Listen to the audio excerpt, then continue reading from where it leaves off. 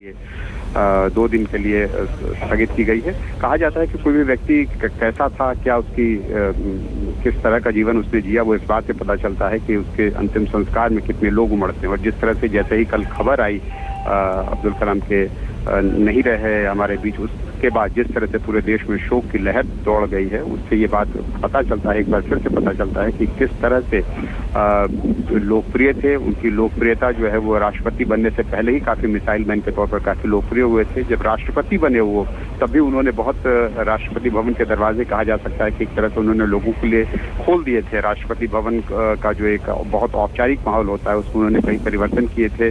आपने देखा था कि हर्बल गार्डन उन्होंने लगाया था जिसमें स्कूली बच्चों को आमतौर पर बुलाया जाता था देखने के लिए। कई छोटी छोटी चीजें होती है, वो उनका ये मानना था, उनका ये विश्वास था कि जहाँ पर भी आप रहें उसको बेहतर बनाने के लिए जो कुछ कर सकते हैं करें। उस समय इलेक्ट्रिसिटी कंजर्वेशन की बात आज बहुत होती है, लेकिन मुझे याद है कि जब वो राष्ट्रपति बने थे उसके बाद उन्होंने एक बात, जब उनको बताया गया कि कितने की बिजली खर्च होती है राष्ट्रपति भवन में, तो उस पर हैरान हुए। तो उन्होंने कहा था कि जितने वहाँ पे बल्ब हैं, उस समय एलईडी का चलन इतना नहीं था, उन्होंने कहा था कि सब कुछ सीएफएल सब में लगाया जाए। और उसके बाद उनके कहने पर सारे जो राष्ट्रपति भवन के तमाम बल्ब उनको हटाकर वहाँ पर सब में सीएफएल लगाया गया था। और अक्सर राष्ट्रपति भवन, जितने दिन वो राष्ट्रपति रहे, राष्ट्रपति भवन के दरवाजे लोगों के लिए बहुत खुले रहते थे। खासतौर पे कई ऐसे, कोई भी मौका ऐसा होता था जिसमें स्कूली बच्चों से उनका अगर इंटरेक्शन का मौका होता था तो चूकते नहीं थे।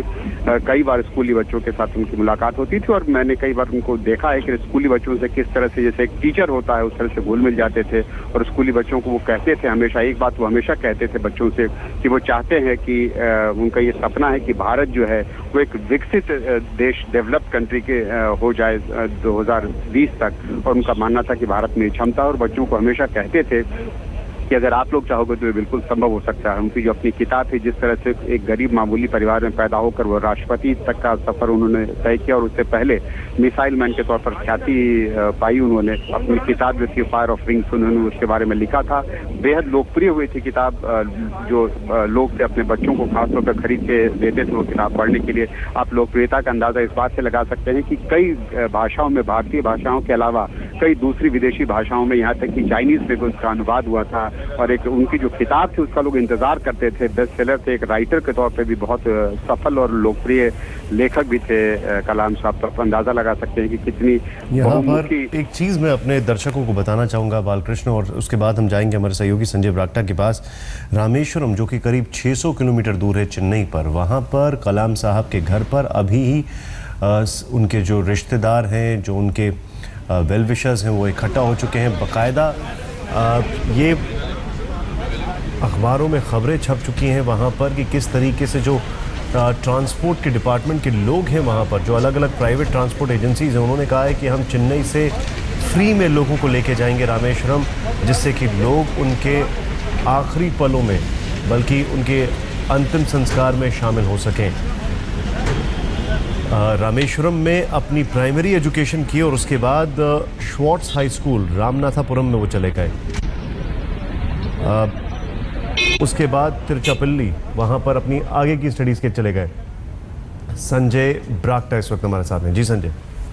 नहीं, जिस तरह का आप जिक्र कर रहे हैं निशांत, बिल्कुल जिस तरह के एक मछुआरे के घर में जन्मे एपीजे अब्दुल कलाम, और किस तरह से वो मिट्टी के तेल के लैंप में, बिजली नहीं होती थी, सुबह हॉकर का काम करते थे, उससे कुछ पैसे बचा करके जोड़ करके कुछ किताबें ख़रीदते थे और मिट्टी के तेल के लैंप के नीचे रातों में पढ़ाई किया करते थे। और देखिए कि वो आज वो कहाँ पहुँच गए। वो एक टेक्नोक्रेट के तौर पर इतनी उनको समृद्धि मिली है, जबकि अभी तक मेरे ख्याल से इस तरह की शोहरत, इस तरह की पॉपुलैरिटी आम जनमानस में या पॉलिटिकल क्षेत्र में, कोई राजनीतिक धाराएं टूट जाती थी। वो अगर एक पार्टी ने उनको प्रेसिडेंट बनाया था तो दूसरी पार्टी को उस पर गर्व हो रहा था, ईर्ष्या नहीं हो रही थी। और पॉलिटिकल पूरे स्पेक्ट्रम की बात करें या आम आदमी जो बच्चे हैं उनकी बात करें, ख़ास तौर पे युवाओं को वो कहते थे कि मिशन 2020 के तहत हमें जो यंग ब्रेन्स है, युवा जो दिमाग है, उसको इग्नाइट करना है, साइंस के प्रति जागरूक करना है। क्योंकि विज्ञान अगर है और उसी ज्ञान से हम जो है अपने आप को और अपने देश को आगे बढ़ा सकते हैं। और देखिए आखिरी पल तक वो वही करते रहे। IIM शिलांग में गए तो वहाँ पर भी वो युवाओं को इग्नाइट करने के लिए गए थे। वहाँ भाषण देते देते अचानक से उनको दिल का दौरा पड़ा और वहीं पर उन्होंने आखिरी सांस ली, यानी कि काम करते करते हुए कर्म भूमि में अपनी जीवन की आहुति दे दी। इससे बड़ी मिसाल एक आदमी की क्या हो सकती है कि जब से वो मेरे ख्याल से होश संभाला था तब से कुछ ना कुछ वो अपने लिए नहीं बल्कि दूसरों को कुछ ना कुछ देते रहे, दूसरों से कुछ ना कुछ बांटते रहे और अपने लिए कुछ नहीं रखा। ये सबसे बड़ी मिसाल APJ Abdul Kalam. Dr. Abdul Kalam, a great patriot, wonderful president of India. He is the living inspiration. That was the condition. And yesterday he came 5:30 and he gave me a book Beyond 2020, and then he started addressing the students, and the topic was planet Earth, how to make it more comfortable for common people to live more happier. And when he started talking, within 10-15 minutes, he started identifying the faces. He knows a lot of people, and then fell down, and we took him to the nearest hospital, and there the doctors did maximum effort, and then he died around 7:45. So the hospital was never a loss. Well equipped, sir. Very, very modern hospitals there. Very, very good hospitals. You were the one who never a loss. You were the one who received him. Yes, Never a loss. yes, And yes, yes. so how do you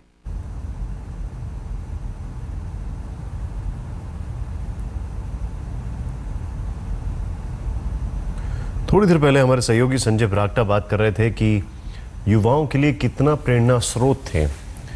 युवाओं की अगर बात की जाए तो उन्होंने एक बड़ी अच्छी बात बोली थी। उन्होंने कहा था मेरा संदेश खासकर युवा लोगों के लिए ये है कि वो अलग तरीके से सोचने का साहस दिखाएं, आविष्कार करने का साहस दिखाएं, अनजाने रास्तों का सफर करें, असंभव लगने वाली चीजों को खोजें और समस्याओं पर विजय पाते हुए सफलता हासिल करें।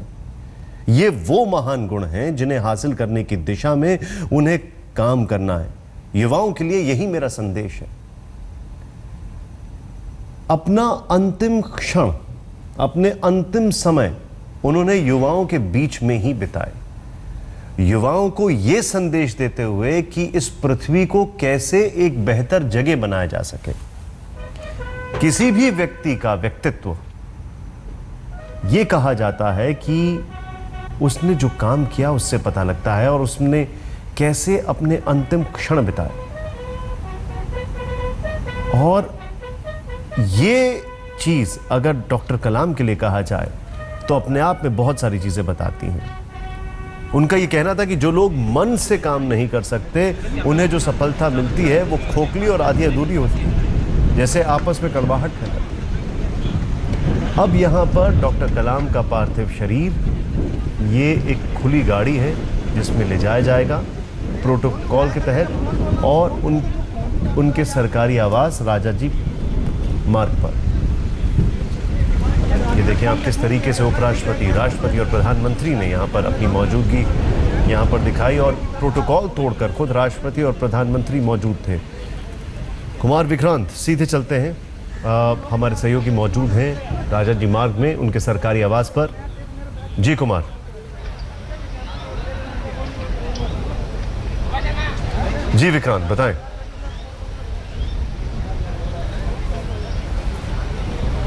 विक्रांत बताएं।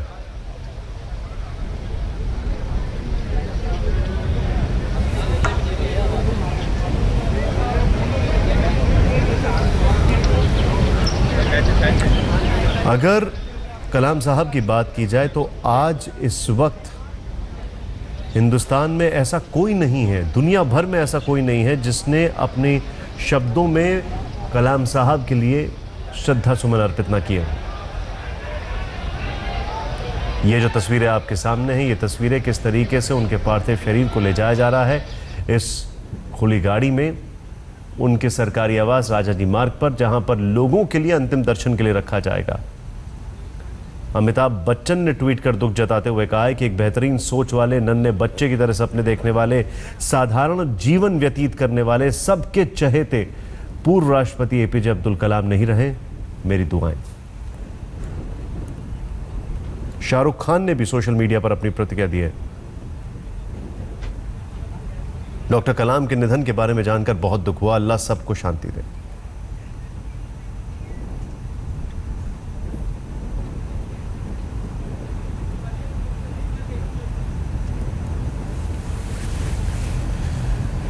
सलमान खान ने लिखा है कि अगर आपका दिल किसी से मिलने को कहता है तो देर ना करें। मेरी हमेशा कलाम साहब से मिलने की इच्छा हुई, मुझे ही कोशिश करनी चाहिए थी, आखिर नुकसान मेरा ही हुआ। हर किसी ने कलाम साहब के लिए लिखा है और कलाम साहब की बातें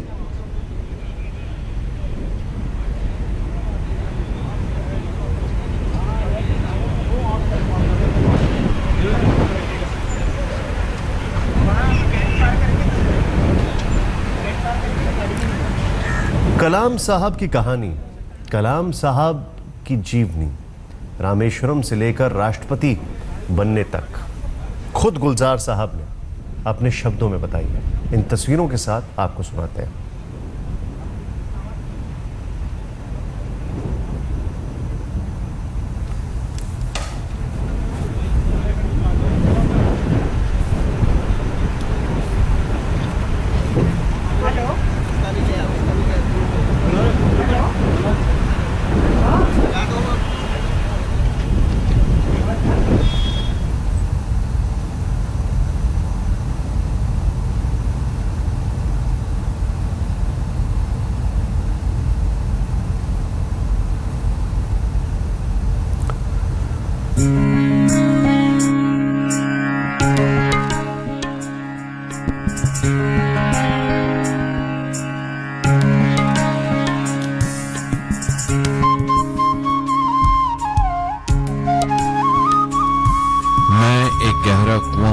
जमीन पर बेशुमार लड़के लड़कियों के लिए कि उनकी प्यास बुझाता रहूं। उसकी बेपनाह रहमत उसी तरह जर्रे जर्रे पर बरसती है जैसे कुआं सबकी प्यास बुझाता है। इतनी सी कहानी है मेरी, ज़ैनुल आबदीन और आशी अम्मा के बेटे की कहानी। उस लड़के की कहानी जो अखबारें बेचकर अपने भाई की मदद करता था। उस शागिर्द की कहानी जिसकी परवरिश शिव सुब्रमण्य आयर और अय्यादुराई सोलोमन ने की। उस विद्यार्थी की कहानी जिसे पंडले मास्टर ने तालीम दी, MGK मेनन और प्रोफेसर साराभाई ने इंजीनियर की पहचान दी, जो नाकामियों और मुश्किलों में पलकर साइंसदान बना। और उस रहनुमा की कहानी जिसके साथ चलने वाले बेशुमार काबिल और हुनरमंद लोगों की टीम थी।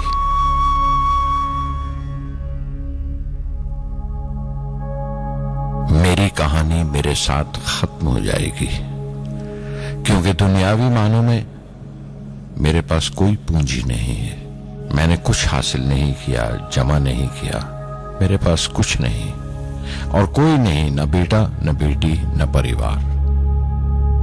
मैं दूसरों के लिए मिसाल नहीं बनना चाहता, लेकिन शायद कुछ पढ़ने वालों को प्रेरणा मिले कि अंतिम सुख रूह और आत्मा की तस्कीन है।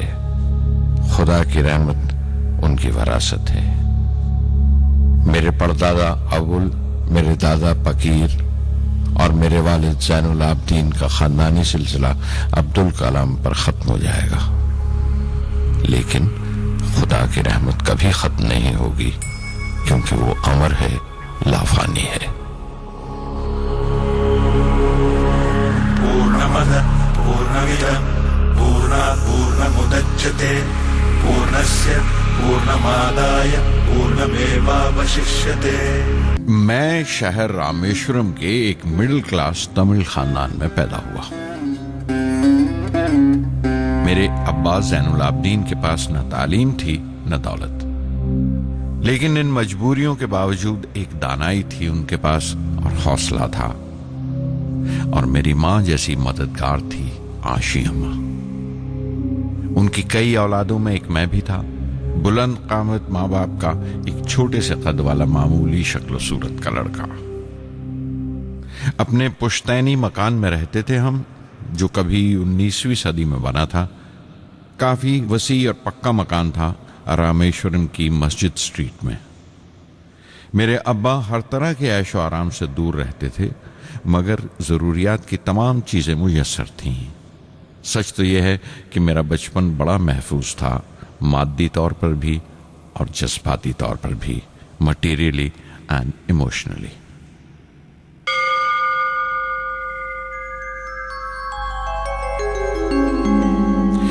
रामेश्वरम का मशहूर शिव मंदिर हमारे घर से सिर्फ 10 मिनट की दूरी पर था। हमारे इलाके में ज्यादा आबादी मुसलमानों की थी, फिर भी काफी हिंदू घराने थे जो बड़े इत्तेफाक से पड़ोस में रहते थे।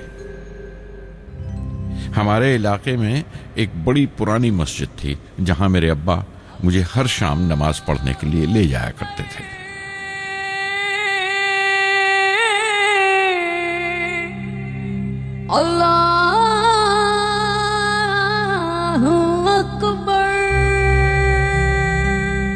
तस्वीरें दिखाते हैं किस तरीके से प्रोटोकॉल तोड़कर आज एयरपोर्ट पर प्रधानमंत्री, राष्ट्रपति, उपराष्ट्रपति वहां पर पहुंचते हैं और अपने श्रद्धा सुमन अर्पित करते हैं पूर्व राष्ट्रपति एपीजे अब्दुल कलाम को।